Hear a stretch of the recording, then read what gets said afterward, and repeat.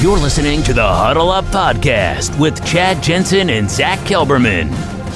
Join Broncos Country's deep divers at milehighhuddle.com and sound off.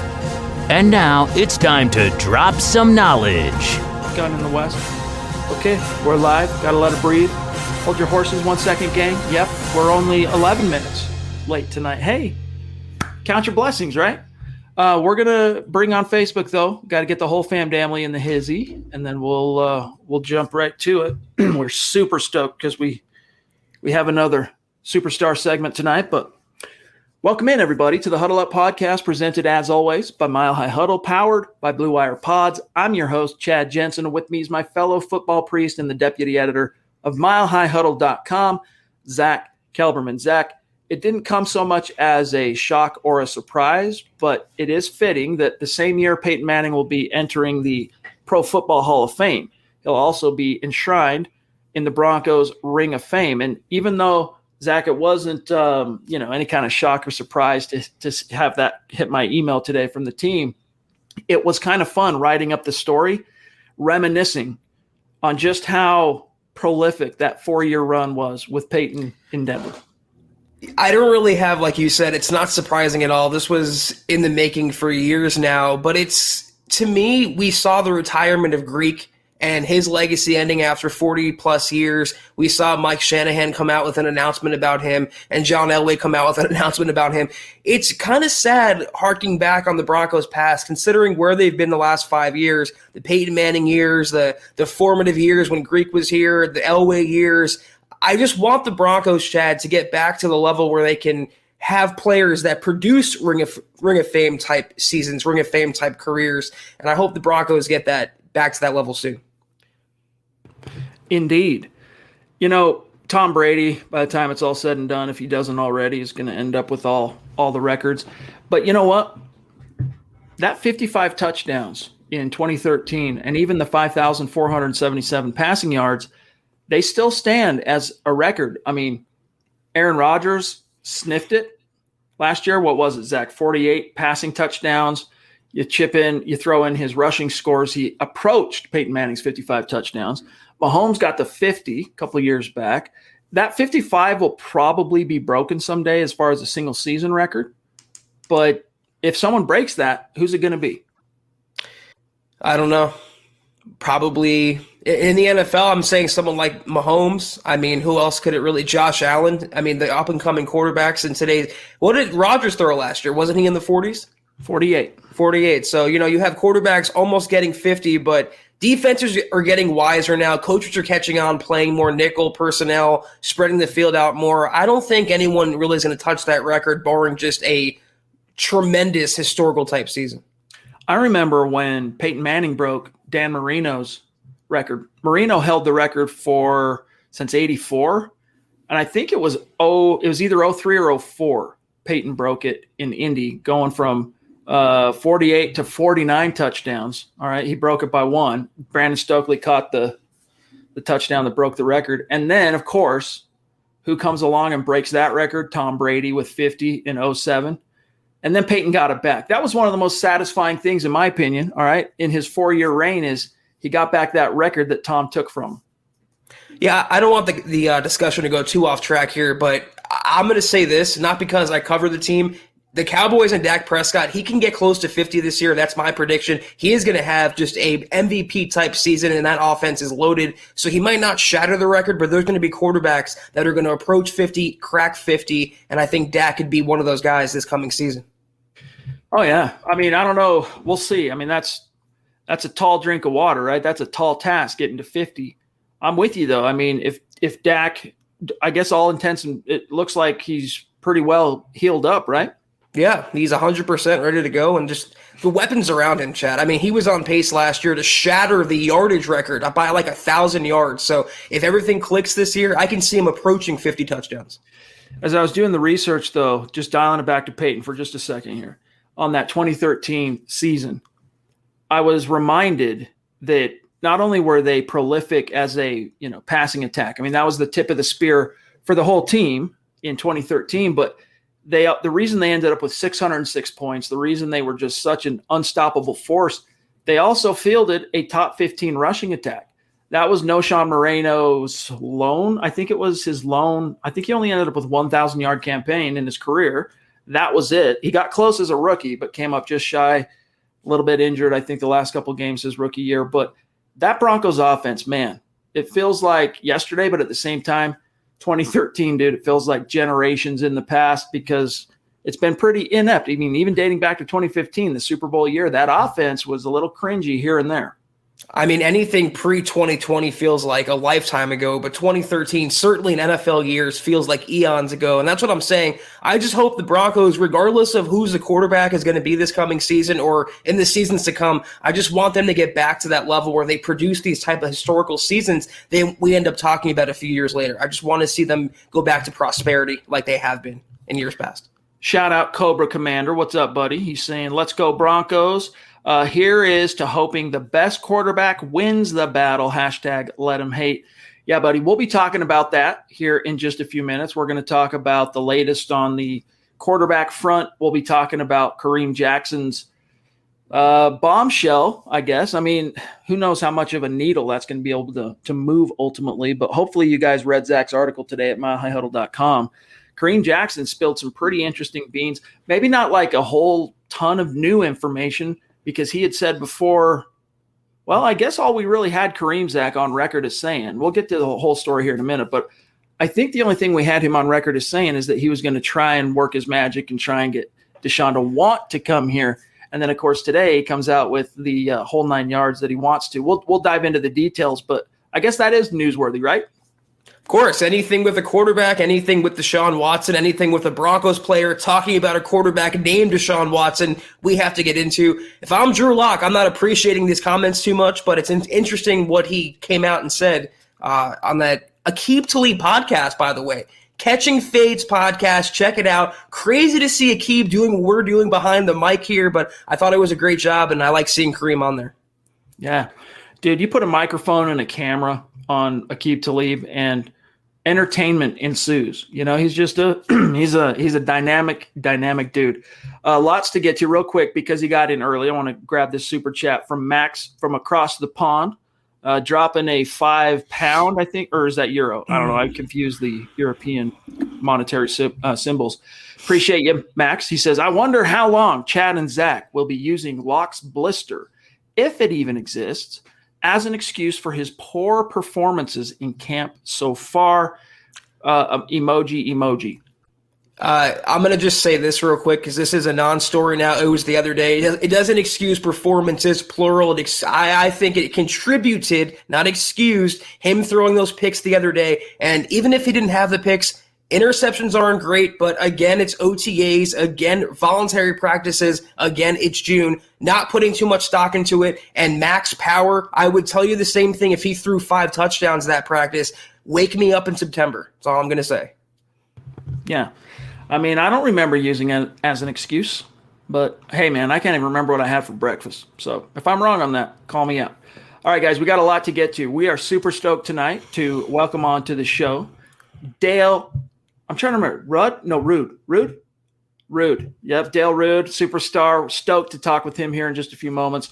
We're going to dive deeper into the Kareem Jackson story and the events of today. We got to hear from Von Miller. We got to hear from Brandon McManus. We'll get to all that here in just a moment. First, quick matters of business. Make sure you are connected with us on social media, starting with Twitter, @HuddleUpPod. Give us a follow over there. @MileHighHuddle. That's the main account. If you have those 2 accounts followed, you won't miss anything. My partner in crime, Zack Kelberman, @KelbermanNFL. Myself, @Chad and Jensen. And our great producer, Buona Beast on Twitter, @JohnKMHH. So many of you have flocked over and have heeded our call to action to like and follow our still brand new Huddle Up Podcast Facebook page. Keep doing that. Keep flocking over there. We need you guys to help us grow that page. I mean, we're not expecting to turn it into 100,000 followers like our Mile High Huddle page on Facebook, but we need as many of you listening over there as possible. Make sure you're liking and following the page because we have some big plans. So open up the app, search Huddle Up Podcast, easy to find, or navigate on the browser, facebook.com/Mile High Huddle Pod. We'll give away a little piece of swag each and every week until we get where we need to be.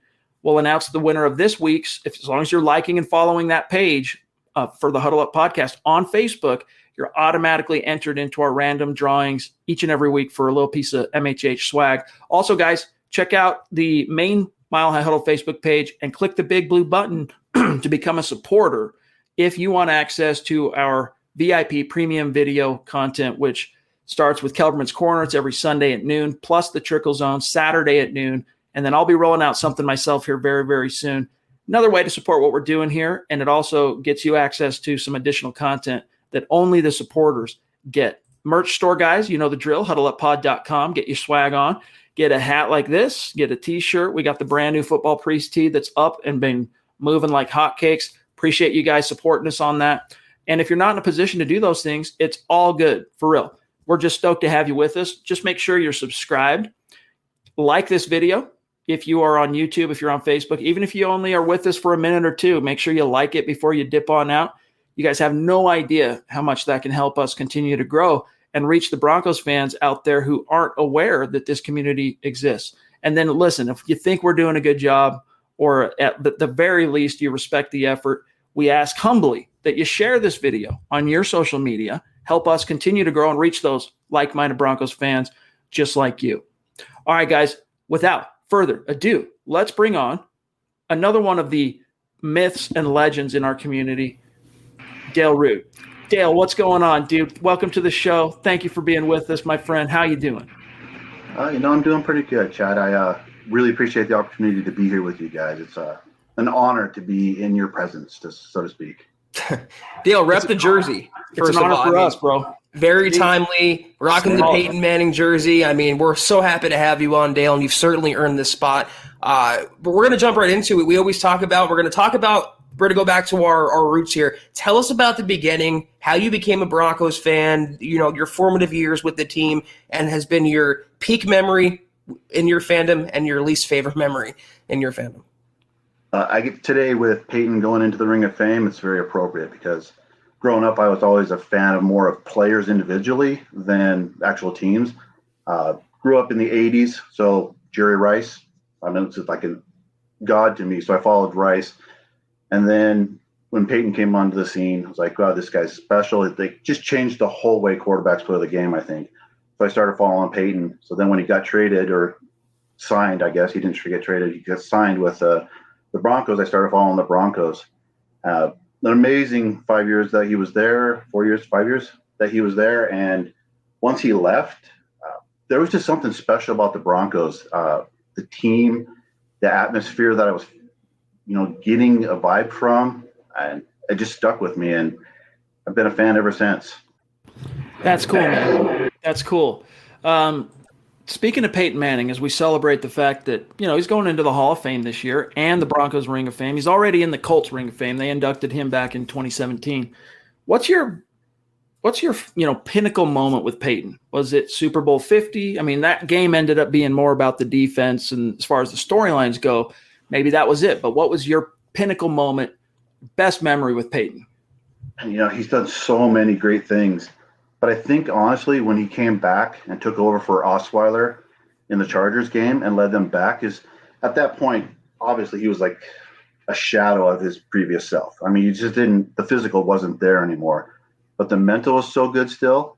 And just the energy that he brings to his teammates and stuff, to me, that was probably the highlight. And there's so many, but I don't want to pick something obvious like, his 55 touchdowns, his, over 5,000 yards, these records that he owns. To me, it was those key type of moments. So I think definitely taking over that Chargers game. I get still goosebumps. Real quick, Zach, you take over, but I just wanted to say I still get goosebumps sometimes when I think about him taking the field in that game in the second half, coming out of halftime. Broncos behind the 8 ball. He doesn't do anything fancy except just pull the card of that Chargers defense every time they lined up. Oh, run left. Audible, check, we're running right, boom, first down, let him down. Anyway, as you were, Zach. No, I just, before we move forward, I'm kind of a morbid SOB. I just want to know, Dale, what has been, just the memory that's keeping you up at night as a Broncos fan? Was it Peyton walking away? Was it the circle of quarterbacks that have tried to replace him since then? What's the memory that is not so, enjoyable in your mind? I've been thinking about this because I knew this question was going to come. And I go back to Super Bowl 48, which was just a disaster, right? But I remember watching that game all the way till the second half kickoff when the Broncos kicked to Percy Harvins and he returned it for a touchdown. It was at that point that I knew this game is over. Their offense was so good that year that I believe they could have came back and won that game. But once that happened, it was lights out for me. I was like, this game is over. So that was probably the worst thing. But lately, just the divisiveness in Broncos country over the quarterback situation and Drew Lock. I was lucky enough a couple years ago to go to a Broncos game. It was Case Keenum. It was a home game against the Rams. It's the first NFL game I've ever been to, any professional sporting event I've ever been to. And the energy of being in a stage and just total random strangers turning around and high-fiving you, even though we lost that game, that whole experience and the camaraderie of Broncos country was just, it just hit me right here. And now to watch the division in Broncos country, I don't know, this is probably my worst memory right now. I just want to get whoever the quarterback is, I want that situation fixed so that Broncos can back out. Zach, just real quick, at the very end there, did you see Dale freeze up, or was that just on a little bit. Okay, no worries. Dale, speaking of, first of all, I real quick, and then I got a real question. So being that you were super stoked on Jerry Rice growing up, did that predate when he came to the Broncos in 2005? He never ended up playing long enough to even make the 53, but he was there for training camp 2005. Do you remember that? That was a very brief thing. Like I said, that the team play at all, did he? I don't remember that. Didn't even make it. He retired at the end of the summer. Yeah. I do kind of remember that. I think for me, watching Rice go to the Raiders, that was devastating to me. And that was like way before, I was really following the Broncos. I was more following the 49ers and just even, the Raiders, the Oakland Raiders at that time, and the San Francisco 49ers had a huge rivalry. And watching him go from the 49ers to the Raiders was like, dude, really? You're going to go play for them? So that was hard. All right, here's my real question. On the topic of the quarterback situation, you're right. We're living in a very divisive time. Emotions are running high. People are kind of dug in on their positions one way or another. Locked arrangement syndrome is a thing. How do you see what's the way out of this? How do Broncos fans get reunified? Does it just take one of these quarterbacks settling the issue, not only winning the job, but going on to winning some ball games? Is that ultimately what's going to silence, or not silence, but bring everybody back together? Yeah, as they say, winning cures everything. So I think if Denver goes out, whether it's Bridgewater or I personally think Locke will be starting next year, they go out and they win games, and I think that all starts to change. There'll probably be some excuse from the LDS people over Locke if he does win the first couple of games. I see it happening. But as the winning goes on, that'll definitely start to cure it. Dale, you are a Locke guy. I don't want to call you a Druther, but we got this question the other day that got me thinking. Give us your record prediction for the Broncos with Locke under center and with Bridgewater under center. I'm interested to see if there's a deviation in win total for you. It's a good question. For me, I got to think that a lot of Broncos fans fail to realize how close Denver was in so many games last year. I think Locke lost 6 games that were by 1 score. I think Denver lost 11 last year that were only by 1 score. So the team was really close to winning anyways. So to me, it comes back more to coaching. I think a good coach, regardless of your players, a good coach puts people in the right position to win. That being said, I think either of these people, either Bridgewater or Locke, I think we're an 11, 12 win team next year. I really think we can do it. There's so much talent on this team, and the offense was so young last year and so inexperienced. And it's another thing I just don't think people really stop to think about.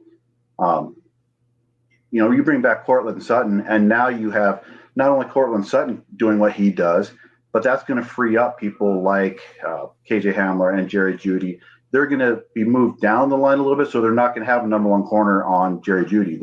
So those guys should all produce better too. It's just going to be a ripple effect, and I think it's going to be a really good offense next year. Coaching, it depends on the coaching. Coaching. All right, last one for you, Dale, and then we'll cut you loose. Again, thank you so much for giving us some of your time tonight. So if you had to pick 4 guys for your all-time Denver Broncos Mount Rushmore, whose faces are etched up on that hill? So that's a tough question because I have only been really following Denver since Peyton Manning came in. But obviously, I got to put Peyton up there. I mean, he's number one. Demaryius Thomas, I think he was great. Towards the end, I was starting to have some issues with just Chris Harris Jr. and his, divisiveness with the Broncos. But again, undrafted, comes in, does what he is. I think I'd put him up there. I want to pick somebody other than like Talib, because maybe Justin Simmons. I mean, I know he's only been in 3 or 4 years, but this dude's going to be amazing. I saw the potential in him the first year he was playing. I'm like, this guy's going to be special, and I think he's going to be elite. I mean, he could be Hall of Fame. We'll see, but yeah. I think that's interesting because, Zach, if you erase and pretend Denver Broncos history started in 2012, just as an example, Justin Simmons, I mean, it wouldn't be too far of a cry to say he would be up there on the Mount Rushmore. He's been to a Pro Bowl, he's been an All-Pro. But very interesting stuff. Dale, thank you so much again, man, for not only spending some time with us here tonight and moving your schedule around to be here, but all your support ongoing over the years, not just helping us keep the lights on, but contributing to the conversation in our chat, helping us in our community, on Twitter as well. It's been really cool to engage with you on Twitter. So thank you so much, my friend, and we'll look forward to talking with you here soon. We'll hopefully try and get you back on the show before we get back to the football grind, to where we might not be able to do superstar segments quite as often. But make sure you're following Dale on Twitter at, as you can see on screen, Indebted19. Indebted19. Dale Rude in the house. Dale, you the man. Have a good night, bro. Give our best to your family. We'll talk to you soon. I appreciate it, guys. And if I go back, I would say I'd probably pull Chris Harris off that wall and throw Champ Bailey up there. So all right, that one. Champ's up there instead. So appreciate it, guys. Thank you. Attaboy. Thanks, Dale. Thank you, buddy. We'll talk to you soon. There he goes. That's Dale Rude. Great guy. Fun talking to him. And, he's another great example of, Zach, there was that short period, I want to say from 13 through 15, where technically the Denver Broncos overtook the Dallas Cowboys as quote unquote America's team based on polling, right? Based on making a phone call, asking Americans, who's your team? Denver Broncos rose to the surface above all other comers, including Dallas, because of Peyton Manning. Just the profile, he brought the team back to prominence after some Tebow Mania, that was fun. 2011 was a fun year, and the Broncos definitely got shoved into the limelight maybe a little too soon. There was still maybe a little too many warts on the team at that particular juncture, but it primed them for Peyton showing up and then just rocketing this team into the stratosphere. And it's just really cool to hear how many fans Peyton Manning himself wove into Broncos country by virtue of signing here. Yeah, I was going to say there's only a handful of players that are so transcendent that they can draw fan bases on their own. Tim Tebow, Brett Favre, Peyton Manning, those are top of my head. And the Colts lost a lot of fans when Peyton Manning left Indianapolis, and the Broncos did gain a bunch of really diehard fans that have lasted, like Dale, through his tenure and through the bad years until today. So I like talking to Dale a lot. That perspective was very sensible, very realistic, and I appreciated it. All right, I want to catch up on a few supers real quick, and then I want to really deep dive on Kareem Jackson. Dale Hendricks, thank you for the super chat and your support, my friend. He says, if there's no interceptions in practice, they're not trying hard enough or training hard enough. Let them hate. I've actually had coaches say similar things to me like that in the past about how seriously do you take quarterback interceptions in, practice, training camp, OTAs. Do you love them? No, you don't. You don't want to see them happen. But I think, in fact, last night on Building the Broncos, Nick did a good job of explaining how interceptions sometimes happen, and sometimes too, Zach. It's just the defense making a dang good play on the ball, and this is a stacked defense. But nevertheless, it's true. You want them during practice testing the boundaries of the scheme, testing the limits of, what they can do within the scheme. BG in the house with a very generous super. Love you, bro. I'm confused. I thought Drew Lock was the only quarterback who ever threw picks. He was the only one who committed turnovers, and they are part of practice. They are part of the game. Is that not what is practice is for? I mean, to get the kinks out, to work out the flaws before the real life stuff starts happening, when it's not an audition anymore, when the play and the curtain is rising. That's when you want Locke to be on his best efforts. And I want these picks to be thrown on June 7th, not on October 7th. So I'm not worried at all what he's doing right now. And I'll say this in the interest of fairness, so I'm not labeled anything. If Teddy Bridgewater threw 3 picks, I wouldn't care on June 7th. Again, wake me up in a couple months. BG, for real, dude. Thank you for your support, as always, my friend. Great to have you in the chat. Hope you're doing well, brother. Yeah, I mean, look, people keep asking me how seriously they should take what's happening right now in OTAs between Locke and Teddy.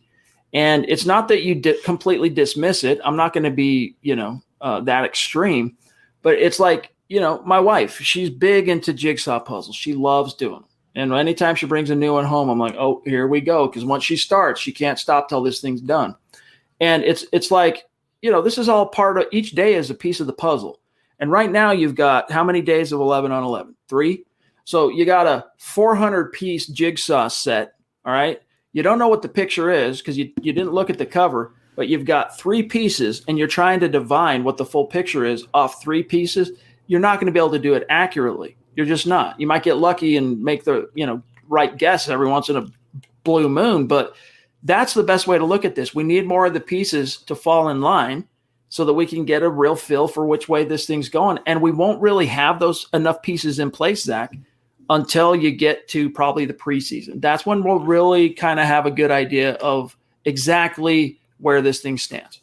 But even in the regular season, how much does practice really amount to? The Broncos had a head coach not too long ago that would just put all his faith in practice. The Broncos had a great week of practice. The Broncos had a great Wednesday practice. How often did that translate over on Sundays? Very rarely. So if they look great in practice, that's fine. It's encouraging, but it stops when kickoff on Sunday starts. That's a whole different animal. So what happens in June is not going to matter in September, going into the regular season and through the regular season.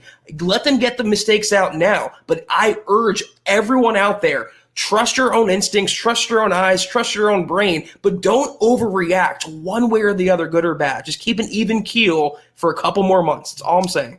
If you go with your gut, you'll be right 9 times out of 10.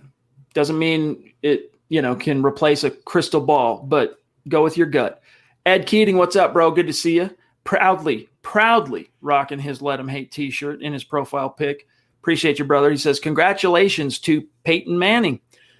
Deshaun Watson is still not coming to Denver. The haters are just getting silly. Locked arrangement syndrome is all too real. Thanks, Chad and Zach. Hashtag Lock21. Let them hate. Denver Broncos for life. State of being. Yeah, it's a real thing, man. It's twisted some people up. And, it's also, I'll be honest, Zach, it's also like a good reminder for us to like, hey, check your premises. Make sure you're not swinging one way or the other on the pendulum. We try to be as even keeled as we possibly can and, call it like we see it. But, guys, this thing's going to take some time. We're not going to have all the answers in the near future. And look, even if you have your heart set on Teddy Bridgewater or if it's Drew Lock, doesn't matter which one, at the end of the day, you want the best man to win the job, right? The guy that does the best job. And you want that quarterback who does win the job to lead your team to victories. So for now, that should be, Dale talked about how divisive things are in the fan base right now, and it's very, very true. But that should be the one unifying principle here is fans want to come together and see this team succeed. And the shortest path to really the Broncos, what's best for the Broncos would be if Drew Lock ends up winning it. Now, that's not why I still have a gut feeling that Drew's going to end up winning. I'm not trying to, manifest that destiny out of thin air. But Drew Lock, as an original round pick of this team, premium round pick, a guy that the team has invested blood, sweat, tears, time, energy, development, the whole 9 yards, it's in their best interest that he wins. And if he doesn't win and Teddy does depose him, it will be a blow to the team. It'll be a blow, and that just means they're going to have to go back to the well next year. But it's way too early, Zach, to say that either way. Well, I mean, there's two ways of looking at it. When the offense throws an interception, the defense gets a pick, you can look at it like the quarterback is failing, or you can look at it like the defense is balling out. Because if you want the Broncos to make the playoffs, two things have to happen, aside from their injury health. The defense has to play lights out, and the running game has to be dominant. So far, the defense is forcing turnovers and making the offense's life a living hell, and Javonte Williams looks good so far in offseason work. So would it be a bad thing if they weren't causing these turnovers? By the way, Teddy Bridgewater also threw a pick in practice. I don't know if you heard about that, guys, but it actually happened. It's not only Locke. So the defense is causing more havoc. They're creating more takeaways. Isn't that what we want? Shouldn't Simmons, being the highest paid safety in the NFL, pick off a quarterback, throwing a wobbly pass in voluntary practices? This is how it works. The defense is always ahead of the offense at this point of the offseason, and the offense – new players around them. They're having a quarterback competition now, new starters, and not their full complement either. Melvin Gordon's not there. Cortland Sutton's slow to come back from injury. Noah Fant's kind of being, dinged up a little bit. It's a process, guys. But the defense, you want them to look this good right now. You want the interceptions to come in practice, because that's the surest path to the Broncos getting back to the playoffs, is really good defense and a really good running game. Dale jumping in with a very, very generous super chat.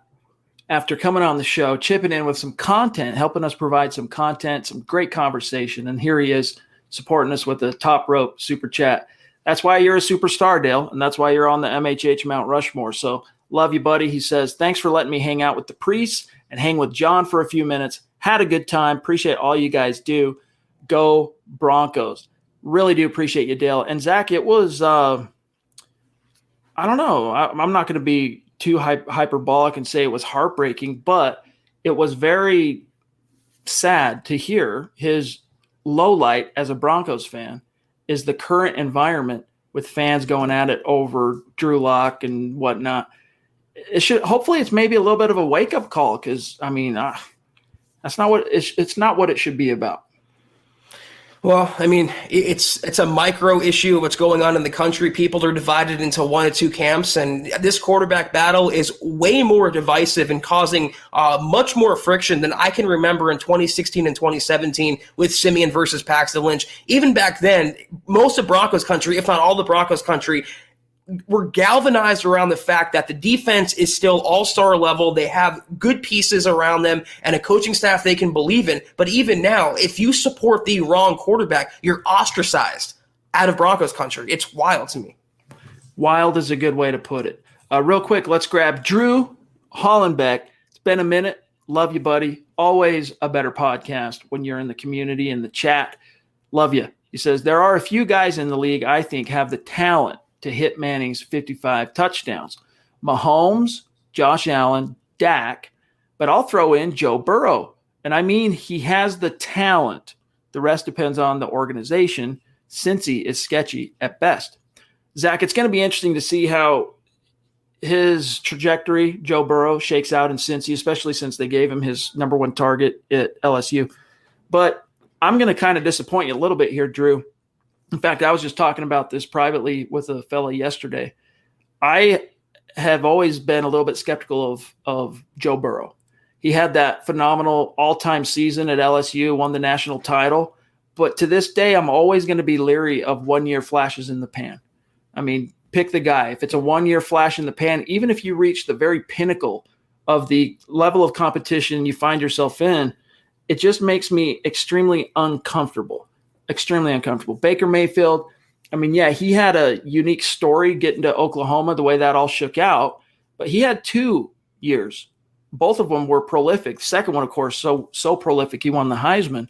Mitch Trubisky, 1 year to write home about at UNC, ends up being a top 3 pick, doesn't work out so good. I'm just leery of those. I want to say call him a one-year wonder because that almost sounds too dismissive. I mean, his accomplishments that year were monumental. So I don't want to sell that short, but I'm not huge on Joe Burrow, and I hope I'm wrong because I do want him to succeed, and I think Cincinnati deserves to succeed finally with a Q. Yeah, I was definitely sharing a brain with you about Burrow entering last season, but watching him before he got hurt, he kind of impressed me. I mean, the guy is tough as nails, hanging in there, getting up after every hit. He was throwing with anticipation. He was doing things that are way beyond a rookie. But I'm of the mind the Bengals should have drafted Penny Sewell and not a receiver. Protect your quarterback. I mean, he just suffered a season-ending injury because he wasn't protected. You have a chance to draft a generational tackle, and you take a wide receiver. So I hope for his sake he stays healthy. I don't see him approaching 55 touchdowns, though. John, do you have, Dave, and that'll be a nice little leapfrog to the topic I want to get to. In fact, I'll start queuing that up. I just want to actually read his quote, Kareem Jackson's, on the Deshaun Watson front real quick here.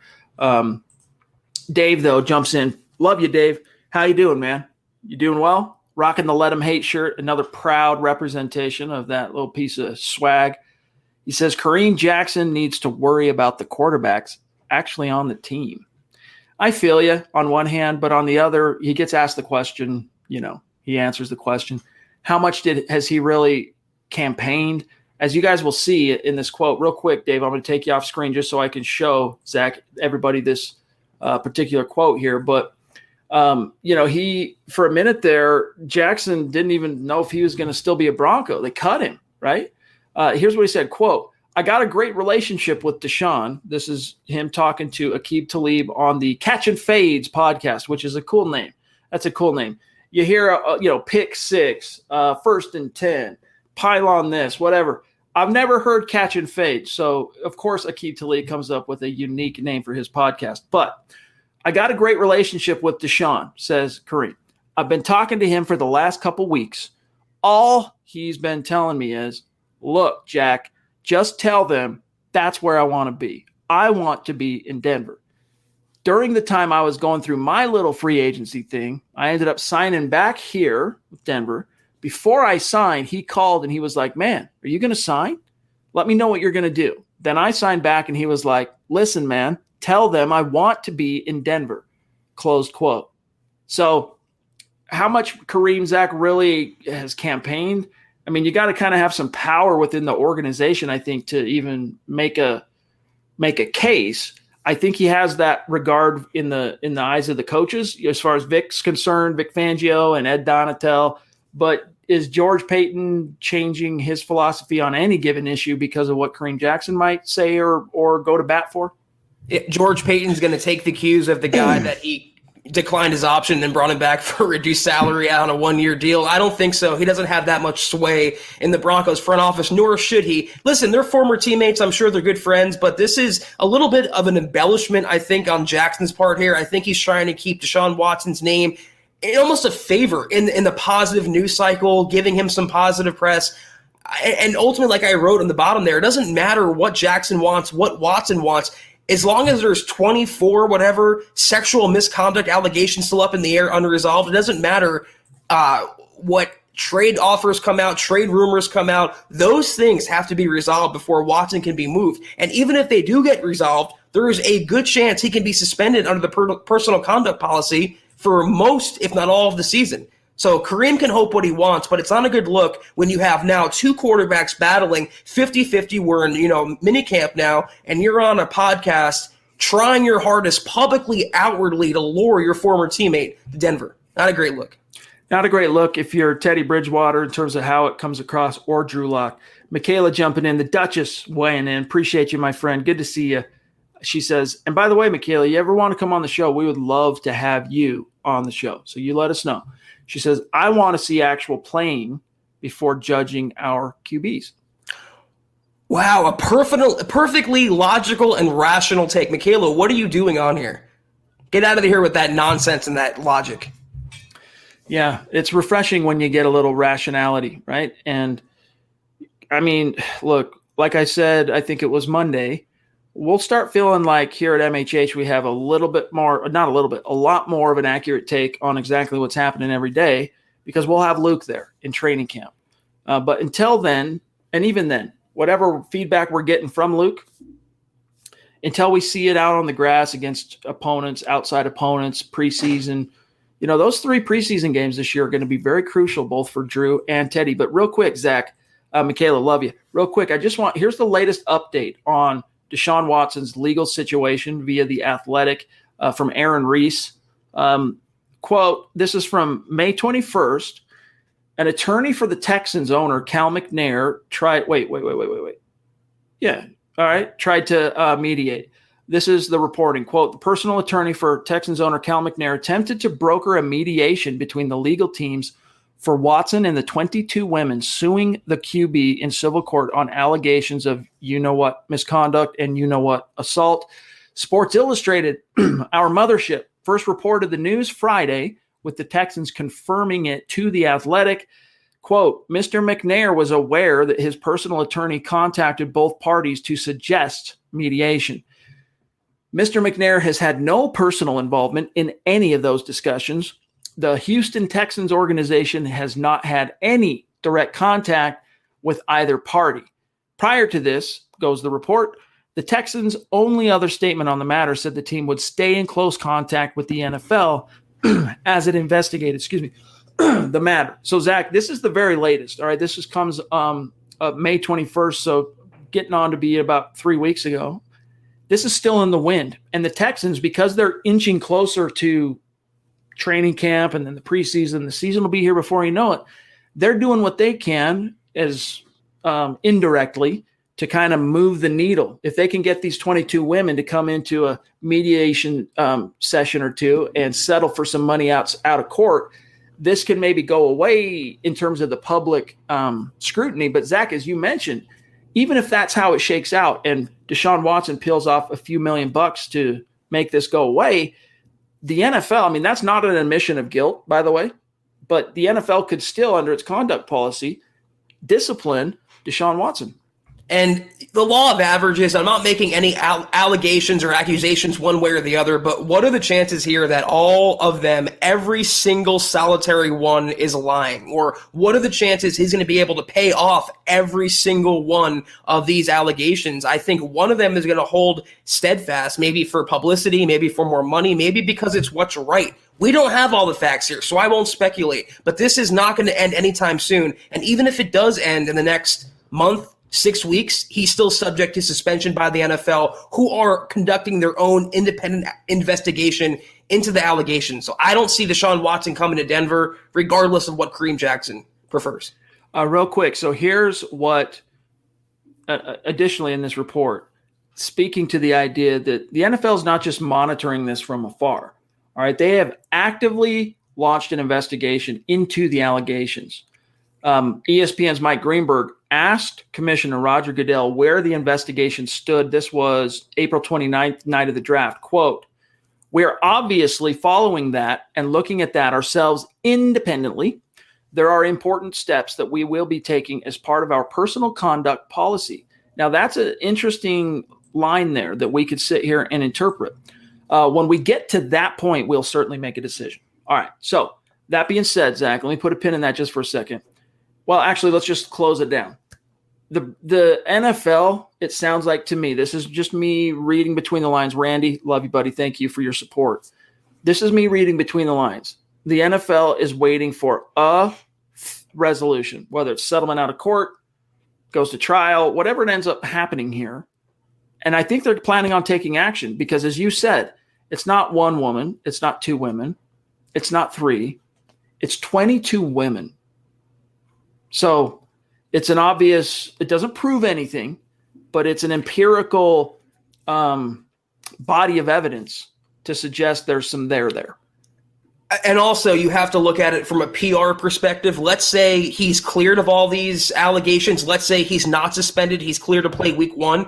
Do you want to be the team that gives up premium capital to take on Deshaun Watson? Because however you feel about the situation, his name is tainted for the time being. Until his name is cleared, it's tainted. Do you want to be the team that gives up a first-round pick and takes on Deshaun Watson, bring him into your training facilities, your massage rooms? I'm not going to get graphic beyond that, but that's a big PR gamble. I don't know the Broncos and George Paton would be willing to take. Shout out to these superstar senders on Facebook. Gary Leeds Palmer, legendary. I'm thinking it's 20 weeks now. He's got a 20-week streak. Claude, what's up? We're going to grab your question here. Randy, what's up, buddy? Brad Murdoch, legendary. Travis Tarbox, legendary. Appreciate you guys. Thank you so much for the support over on Facebook.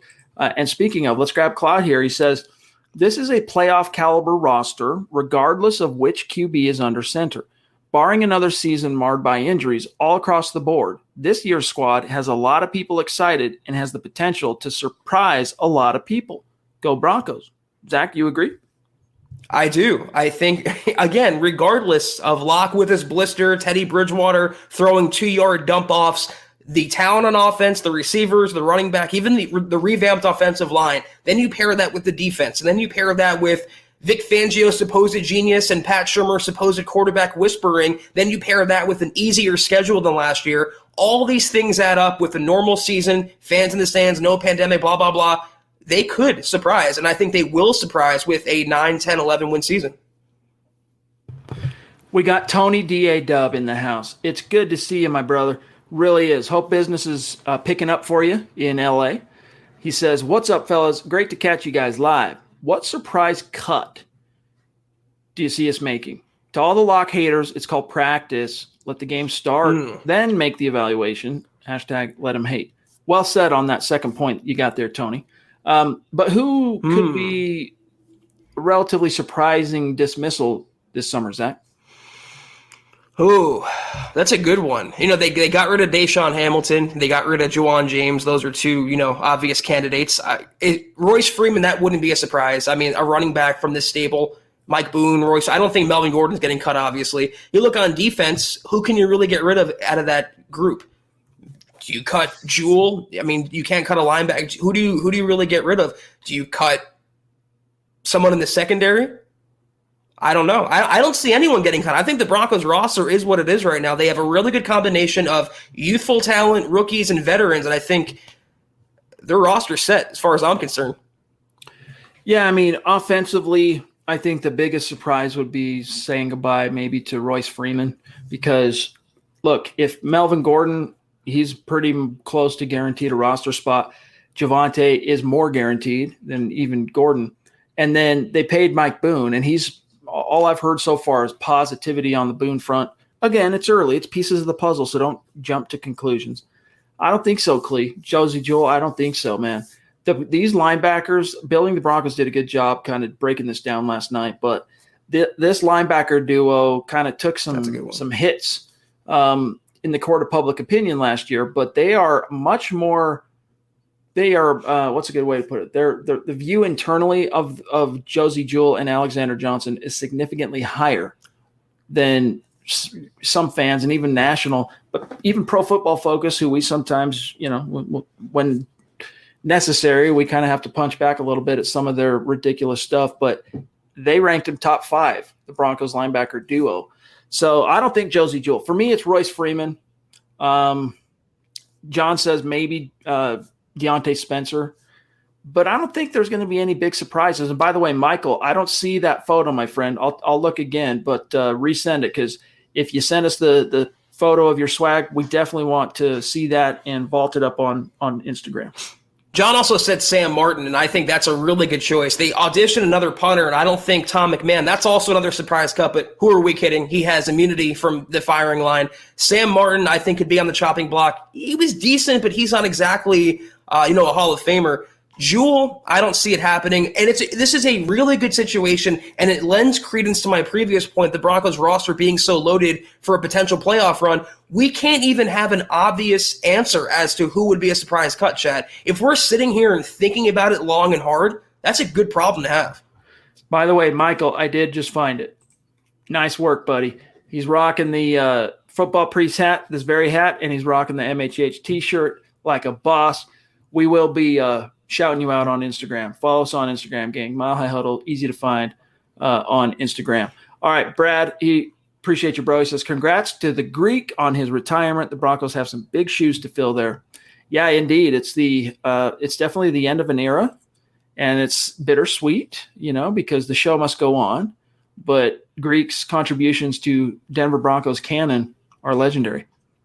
Yeah, I really do. Like I said the other night, he's earned every second of his retirement, and I hope he enjoys it. And I thought it's such a nice touch, Chad, renaming the Broncos workout facility after Greek, and that's, again, very well deserved. All right, let me jump up here because we are at 49 minutes, and we got to be pretty tight here tonight. Jeremy jumping in. Thank you for that super chat, my friend. Good to see you. He says, so my son was born Sunday. Hey, dude, congrats. That's rad. He says, I know I said I would include him in a trade for Rodgers, but I think I'm going to have to take him out of the trade package now. I'm a little too attached. Good evening, guys. Dude, that's so cool. Congrats. What'd you name him? I'm curious. Zach, on the Aaron Rodgers front, it was interesting. Of course, we know he didn't show up to OTAs, but then we hear that Jordan Love was stepping on his you-know-what, not looking like a second-year first-round pick by any stretch so far. But, again, guys, that same principle that we were talking about with Drew and Teddy, where it's pieces of the puzzle, don't jump to conclusions, pertains as well to Jordan Love. Yeah, first of all, Jeremy, God bless. Congratulations on that. That's amazing, and thank you for sharing that with us and your generosity. Second of all, Jordan Love today, I think you're referencing the fact that he looked amazing in practice. But again, it's practice, and I don't think Brian Gutekunst or Matt LaFleur in Green Bay are saying, you know what, we don't need Aaron. He can kick rocks because we have Jordan Love now who look good after one practice. It really doesn't mean anything right now, and I think if you look around the NFL, if you read the room for these other teams and these other comments, you would see the same thing. All right.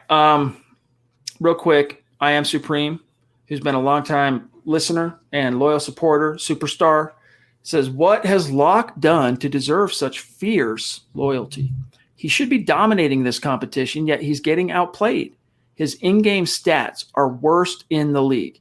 He's borderline injury prone. #facts. Fierce loyalty. I mean, I don't think it's so much of a matter of loyalty, Supreme. I think it's just a matter of perspective. Like, even the words you put here are dripping with vitriol. You might not be able to sense it, dude, but they are. Like, you're hot on this. You're hot. I don't know why, but look, dude, he's people are saying I'm trying to remember who I was on Twitter today about Locke's processing speed is what's in question, right? Because already early on in OTA, he's holding the ball too long, and that's half his problem. That's why why he's throwing the picks. He's giving the defense too much time to get where they need to be. Look, guys, it doesn't take rocket science. You don't have to be Bill Belichick to turn on the tape and see that, especially early in the season last year, the first half of the season, Drew was a lot slower developing through his progressions than you want to see. Steadied out, improved significantly down the stretch, but no one wants to talk about that. All right. But still, even if, let's say, his whole season was just replete with game after game of slow processing, Zach, what do you really expect? It's called a quarterback developing. Not only that, but in a season in which he had to learn a new system without practice, no OTAs, no preseason, a weird frickin' training camp, the injury to himself, the injury to his – we could go through the whole list. What did you really expect? Peyton Manning in his prime? I mean, is that what you were expecting, my dog? So I'm just saying, dude, fierce loyalty, I don't perceive it, Zach, as some kind of a loyalty thing. It really is, to me, it's just a matter of, look, the kid has shown some promise. He's shown some upside. There is some there. Let's see if the Broncos can nurse him through this learning curve and get that promise he's shown in flashes into a stable, consistent body of work. Well, you hit on a lot of the points that I was going to make, Chad, and the only thing that jumps out to me here is, why should he be dominating this competition? Why is it such a flat-out fact that he should be winning handily when he has, 19 games of NFL experience, and Teddy Bridgewater has 49 starts of NFL experience, working with some of the best offensive minds in the NFL, including Sean Payton? Why is it such a foregone conclusion Locke should be battling and winning that handily if he's still the young quarterback? He had a March season last year. He had 5 games experience last year. Teddy Bridgewater is supposed to be the veteran guy. He's supposed to be the adult in the room who takes care of the football and plays a clean game.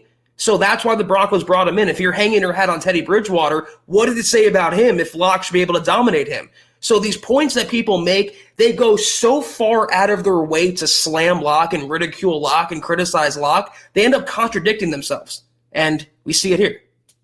All right, real quick, John and Zach, we got a rapid fire. These great superstars who've been waiting patiently, but we've got Calvin here, and then it jumps for me to Cody, and Cody is Cody was at 654. And in between, excuse me, we've got Cristobal. We got Samaki,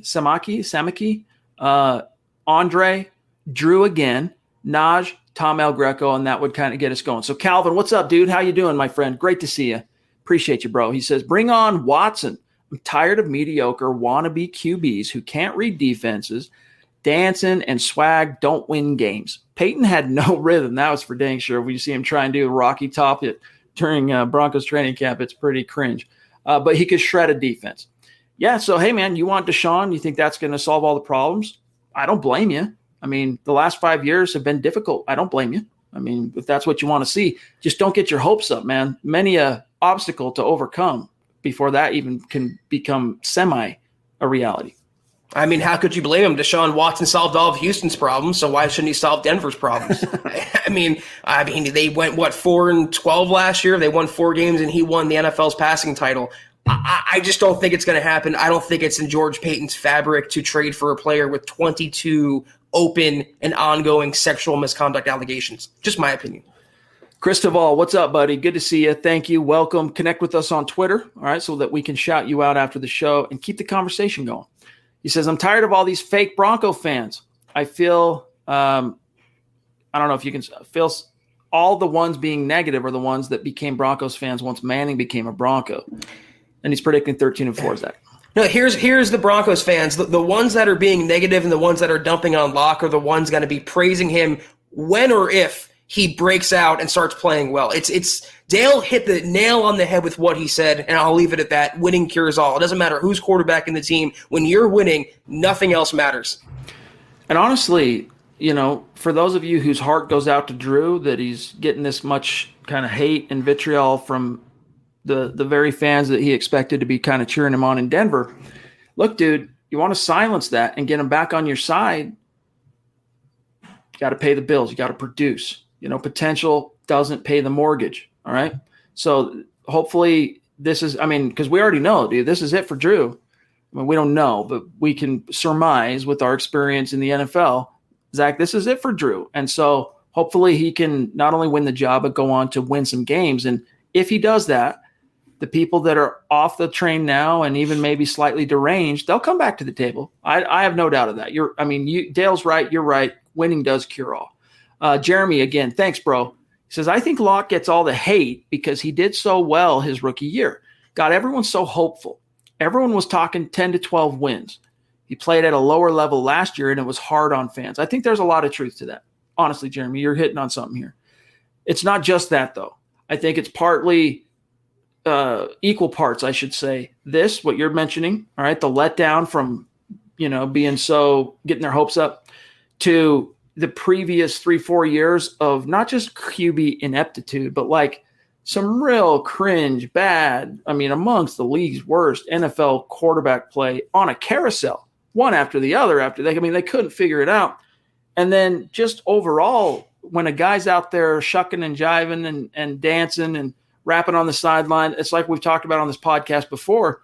I don't see anything wrong with it. It's whatever. It rubs some people the wrong way. But if you're going to do it, it's got to come out on the wash. You got to be producing on the field, or else you get that blowback. So right now, fans are dancing on the grave, kicking the dude while he's down, and a lot of media too, because he's made himself that easy target.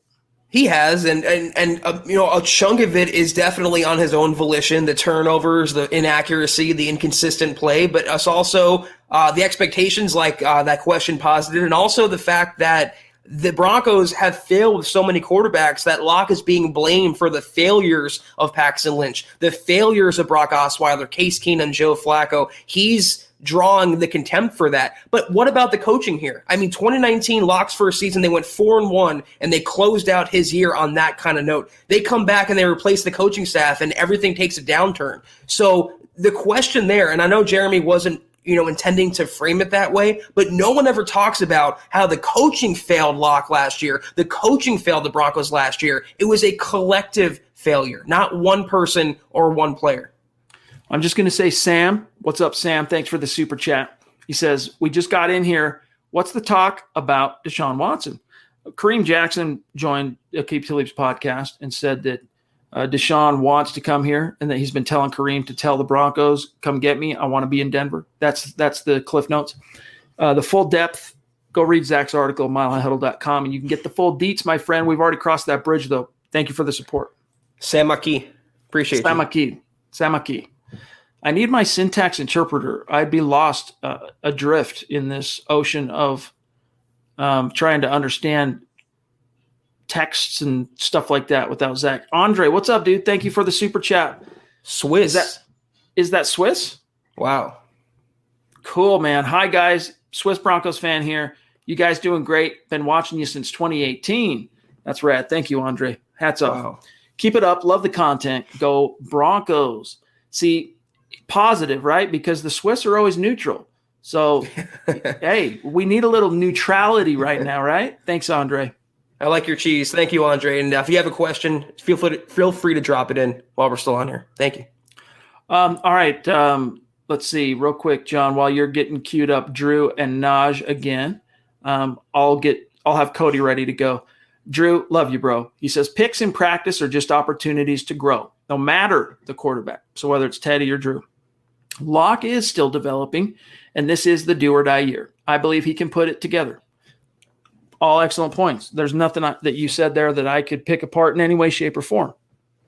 I'll just go ahead. Sorry, Chad. I just want to add that it's also, I want to say this to your previous point too. It's also a do or die year for not just Locke, but Vic Fangio, Pat Shurmur, Mike Shula, the coaching staff. This is a big crossroads type season for the Denver Broncos. Cody Potter, what's up, buddy? Good to see you. Love that Cody, is listening to every single show that we do here at Mile High Huddle, 7 nights a week, contributing, supporting each show. So we see you, Cody. We appreciate you. You are an OG. And if you ever want to come on the show, you've been an OG for a long time. Here's our official invite we're extending to you. If you want to come on the show, let us have a superstar segment with you. Send us an email, milehighhuddle@gmail.com. We'll set it up. Appreciate it. He says, will we make a decision on a quarterback before the preseason?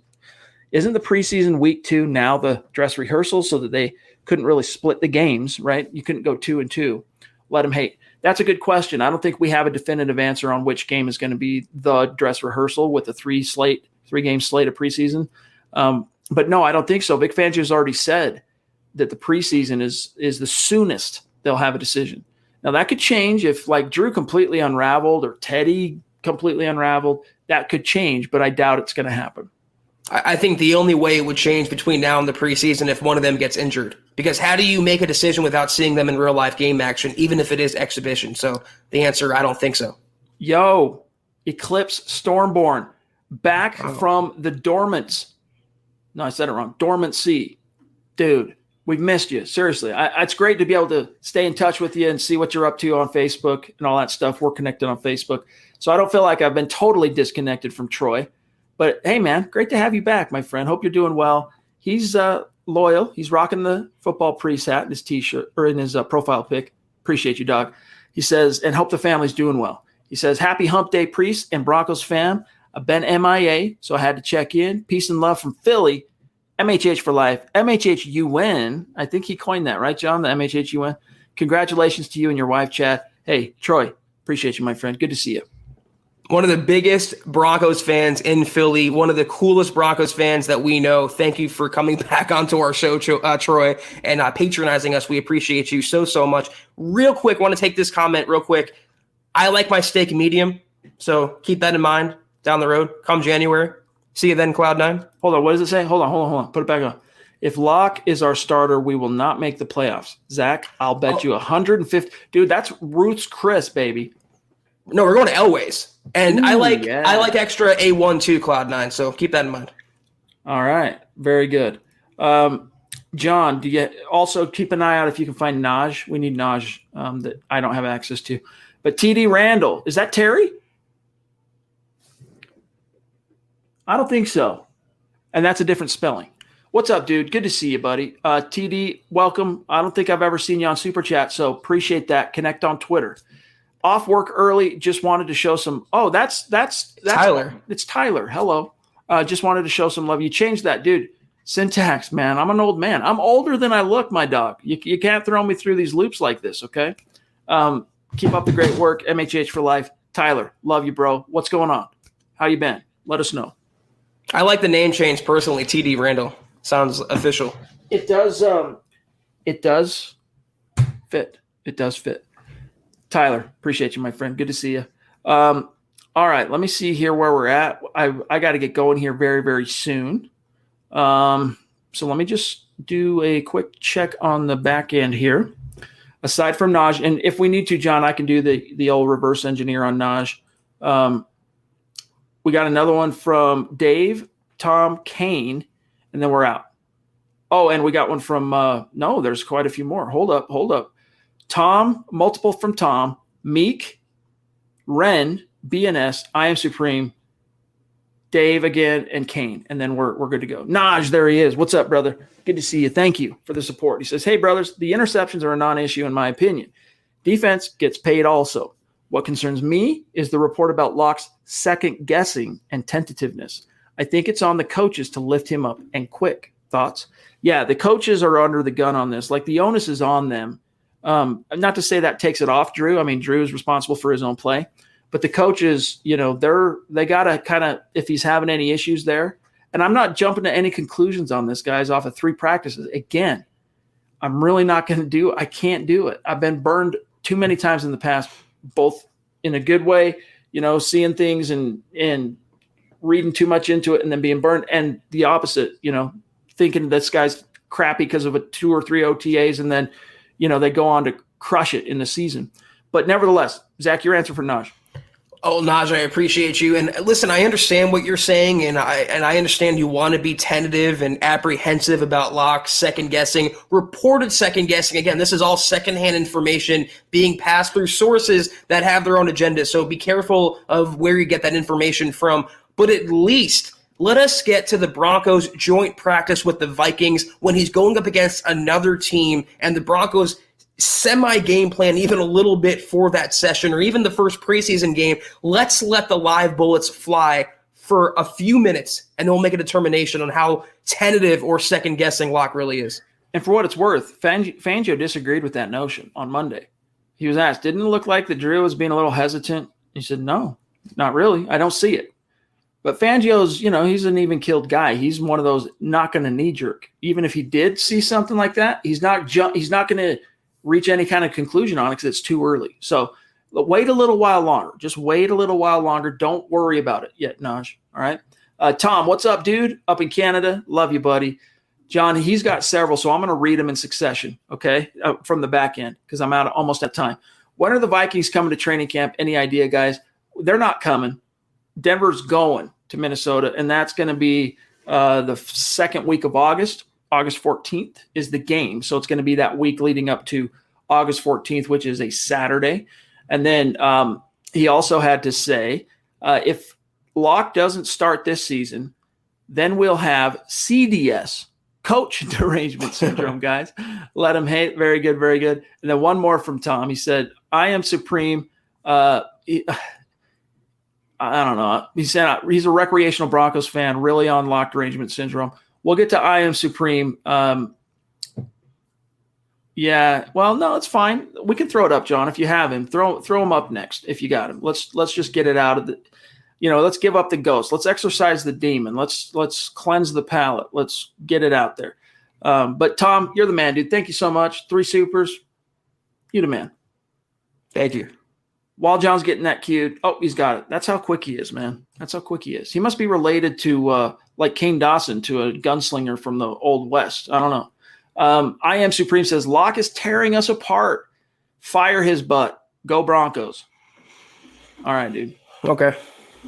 Cool. Dave from Georgia again. What up, brother? How short do you think Vic Fangio's leash is this year? Thanks again, guys. Let him hate state of being. His leash is the season. I don't think you see Fangio get fired early unless it's an 0-4, 0-5, 0-6. I think George Payton's inclined to kind of ride out 2021 and then let the chips fall. I think it would take a categorical, just absolute faceplant to see him get fired in season.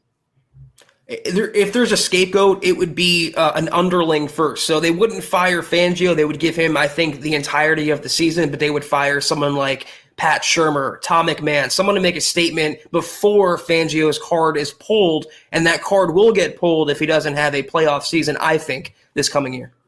Meek, what's going on, brother? It's good to see you. I've missed you. Hope you're doing well. He says, very proud, Druther. What's good, gang? Let's be honest. Drew is our guy. Get with it or get lost. Hey, man. Boom. I just find it refreshing every once in a blue moon for someone to say anything even remotely positive about Drew Lock without going off the reservation. So, Meek, you the man. Thank you, Meek. All right, real quick, John. BNS, you got BNS and Ren. BNS and Ren, and then Kane, and then we're out. Here's BNS. Good to see you, brother. By the way, it's been really cool to have you on Twitter. So shout out. I think the focus should be on the staff, Vic, Shurmur, etc. If they don't improve, it wouldn't matter who the QB is. Hashtag All Pro Bowls. Hashtag Crow Pie for the haters. Hashtag Denver Broncos for life. Yeah, dude. They're under the gun. They really are. And that's why there's a part of me, Zach, that's a little bit skeptical. Like, it's not skeptical. It's like almost it's more of like a paranoia. So it's a little tinfoil hat. All right, I'll admit. But that these guys are so under the gun to save their jobs that they might step over a dollar, pick up a dime, that they might not massage Drew fully through it this summer and just go with Teddy because they think it's the shortest path. It's the path of least resistance to saving their job. Hopefully not, but it's a concern of mine. Hey, listen, you know what? If that happens, the coaching staff's flaws will still come out. Pat Shurmur's game planning, his play calling, those flaws will still come out. Vic Fangio's clock mismanagement, timeout mismanagement, situational mismanagement. So the quarterback ultimately doesn't matter, and that's why I agree with the point BNS is making here, the point I've been making for months now. It's not just the quarterback. The coaching, taking on such a big onus for how the Broncos respond this season, what their record's like. It wasn't just a one-man failure last year. The coaching staff and even Vic Fangio, he left a lot to be desired. Ren, good to see you, my friend. Been a minute since we've seen you on Super Chat. Welcome back. Thanks for your support. He says, I truly believe if we can stay healthy and Locke doesn't get hurt in the season again, we will ball out and make the playoffs. Go Broncos. Hashtag Locke is future. That's basically how I feel. That's basically how I see it. But I'm, as always, open to new information. Things develop, things change. But that's how I see it too, Ren. Yeah, I'm already tasting my steak, and it tastes pretty good. So yeah, I'm pretty confident. Yeah. By the way, week 3 in Denver, maybe Zach, when we're doing our MHH tent in the tailgate for the home opener, maybe he can cater from Elway's. I don't know. I'm just thinking out loud, right? All right. Kane, what's up, dude? Good to see you. Thank you, as always. He says, the rumor mill is working overtime. Gotta love it. We love it. We do. We love the speculation, the rumors, it's just fun, especially right now. You're sitting here in June, dude. I mean, hey, count your blessings that the Broncos are in the building and there's something happening for us to analyze relative to football. But outside of that, guys, I mean, they're going to be gone soon. And then it's the dog days, the true dog days of the NFL summer, and it's bleak. But we'll be here to get you through it, and we'll be here in hopes that you can help us get through it. Exactly. It's a mutual friendship we all have in this community. Reciprocation is key. Michaela, what's up again? You're the bomb. She says, I want to be on the show. I'm just afraid of making a fool of myself. LOL, you guys are the best. So here's what we'll do, Michaela. All right. Reach out. This is a real fear. Like, my wife, for example, I can stand up on a microphone in front of a room full of people and talk, and I don't even think twice about it. All right. But it's because of repetitions and just how I'm particularly wired. Not everyone's like that. My wife, oh man, she would agonize and stress and worry. And it would be just this shy of debilitating and crippling to her, the notion of having the lights on and all that stuff. So what we would do, Michaela, is maybe ease you into it. So we'll set up a time to just have you come on with us, not live, just me, you, Zach, chit chat for a few minutes. John, we'll talk you through it, make you feel comfortable, at ease, no big deal. And then at the end of that, if you're not feeling it, then we'll say, hey, we'll circle back another time. But I think you would. So reach out either on Twitter. We'll set it up, okay? Don't worry so much about it. I promise it's a lot smoother sailing than you might think. And Michaela, you can talk to anyone that we brought on the show. We've heard that issue from a lot of people, and everyone has done a great job so far. So if you ever have any questions, I'm sure anyone would love to reach out and explain to you that you would kill it. All right, last one, gang, and then we got to go. From Eric, good to see you again. Every night so far this week, Eric, dropping knowledge, supporting the cause. We notice, we see you, we appreciate you. Fans will take credit when Locke blows up like they did Bowles, and Noah can't. They will say, he finally listened to us. Drew finally listened to us, and now we can, fold him back into the bosom of Broncos country. Maybe it shakes out that way. I don't know about taking credit, but you know what? If he blows up, fans are just going to, the fans that are constant negative right now, it will be as if it never happened. It'll be erased from memory.